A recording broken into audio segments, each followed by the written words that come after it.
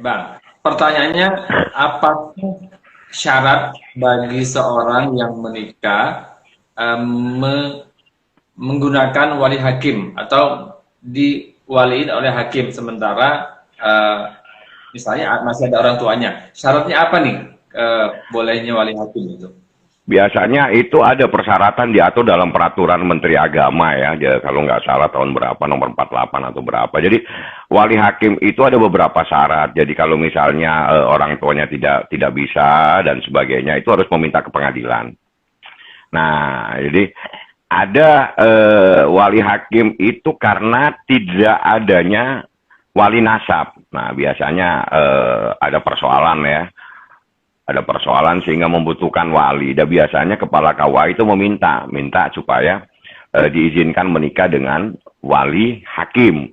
Dari situ nanti kepala KUA selaku pejabat pencatat akte nikah itu menjadi walinya. Itu namanya wali hakim. Jadi syaratnya di situ harus ada. Kalau tanpa ada wali itu bukan nikah namanya. Nah, apalagi seorang yang menikah itu belum cakap hukum.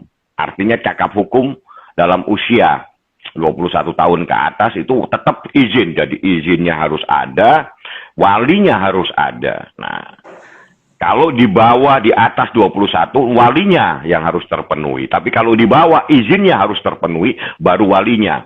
Nah, kalau izinnya tidak ada ini nggak gampang. Gitu loh, nggak gampang. Nggak semudah itu. Jadi bukan persoalan boleh tidak boleh, boleh saja. Boleh saja, tidak ada larangan. Karena diatur di dalam hukum itu syaratnya adalah wali. Jadi kuncinya pernikahan menurut hukum Islam, menurut syariat Islam itu wali. Sah dan tidaknya pernikahan itu selain beberapa syarat, syarat yang terpenting adanya wali dari Oke, mempelai wanita. Itu yang terpenting ya. oke. Syarat lainnya apa, Bang? Selain wali, Ya syarat lainnya itu adanya kehendak kedua belah pihak. Jadi tidak ada orang pernikahan itu dibawa paksaan. Ya habis itu ada mempelai, ada mahar dan sebagainya. Itu kalau kita berbicara hukum Islam.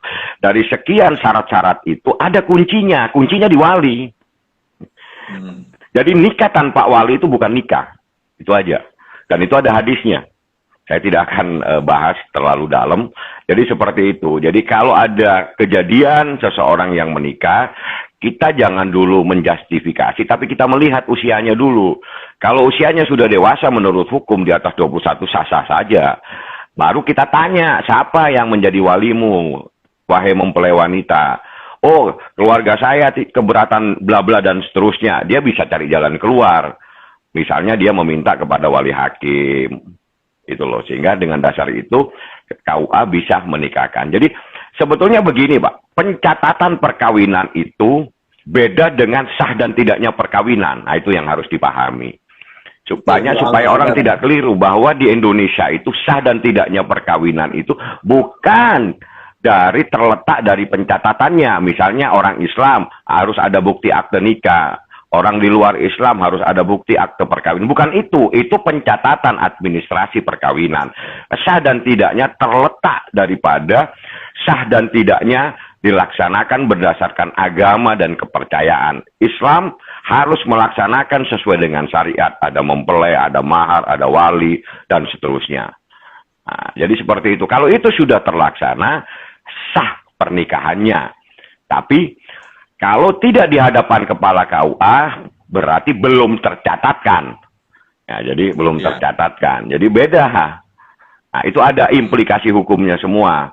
Sehingga orang lebih banyak mengenal kalau pernikahan yang tidak di hadapan kepala KUA itu orang lebih mengenal nikah siri. Siri itu adalah tertutup atau tersembunyi.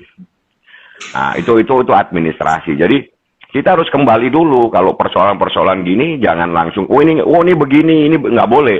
Kembali kita harus paham dulu syaratnya itu apa. Jadi karena itu dia misalnya terjadi seseorang di atas 21 tahun, ya boleh saja dia nggak perlu izin orang tuanya. Tapi tetap harus ada wali. Kalau tidak ada wali ya sama aja tidak ada pernikahan ya. Ya, oke. Ada lagi Nah, Mas Edi yang mau ditanya?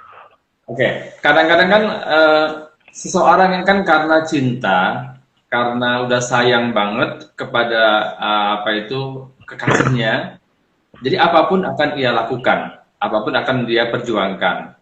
Ya, itu katanya the power of love itu begitu, Bang. Nah, apa namanya, orang tua tidak memberikan izin, orang tua tidak apa merestui, kadang-kadang terabas semua itu. Nah, ternyata dalam seperti yang Abang bilang tadi, ini ada solusinya ya. Kalau orang yang seperti ini ada yang bisa kita selesaikan. Kalau orang tua tidak bisa atau tidak memberi izin atau restu.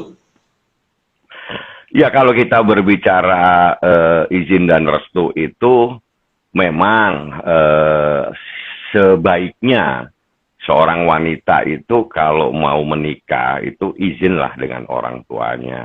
Karena ridho daripada orang tua itulah kunci kebahagiaan sebuah rumah tangga. Jadi itu yang terpenting. Jadi jangan karena kita dengan nafsu kita, dengan karena cinta yang Anda katakan power of love itu, kita terabas semua. Itu bukan, kita jangan berbicara boleh tidak boleh, tapi kita berbicara apakah ada ridho dari orang tua, terutama ibu. Ridho seorang ibu itu akan membawa kebahagiaan dalam sebuah rumah tangga. Jadi saya ingatkan semua, kalau mempelai wanita seyogyanya meminta izin kepada ibu kandungnya, karena ridhonya dia akan membawa kebahagiaan dalam rumah tangganya. Itu yang terpenting, ya. Karena beberapa hal ibulah yang harus diutamakan. Ibu baru ayah. Jadi itu ada hadisnya. Jadi saya sarankan seperti itu, izin kepada orang tua. Jadi restu. Ridho, orang bilang. Kalau orang tua meridhoi, insya Allah bahagia rumah tangga. Soal dia hadir, tidak hadir, itu urusan lain. Ya, tapi ridho, iya nak, saya izinkan Anda menikah dengan si Fulan. Insya Allah rumah tanggamu bahagia, sakinah, mawaddah, warahmah. Orang bilang, seperti itu ya.